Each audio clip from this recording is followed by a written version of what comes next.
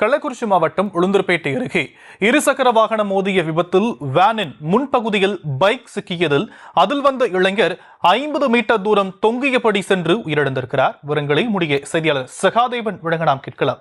சகாதேவன், இந்த விபத்துக்கான காரணம் என்ன? வணக்கம் ஷாம். கள்ளக்குறிச்சி மாவட்டம் உளுந்தூர்பேட்டை அருகே உள்ள குருமூர் கிராமத்தைச் சேர்ந்த நரேஷ்குமார் பெயிண்டிங் கூலி தொழிலாளரான இவர் பெயிண்டிங் வேலைக்காக இருசக்கர வாகனத்தில் உளுந்தூர்பேட்டைக்கு சென்றுள்ளார்.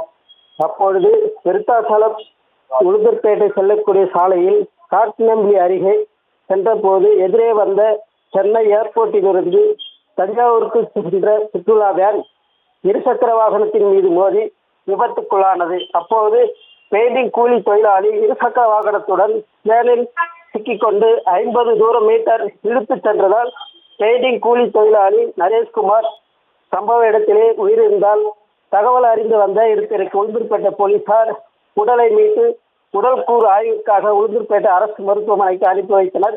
இந்த விபத்து குறித்து சிறிது நேரம் போக்குவரத்து பாதிக்கப்பட்ட நிலையில் விபத்துக்குள்ளான வாகனங்களை போலீசார் அப்புறப்படுத்தி போக்குவரத்தை சரி செய்தனர்.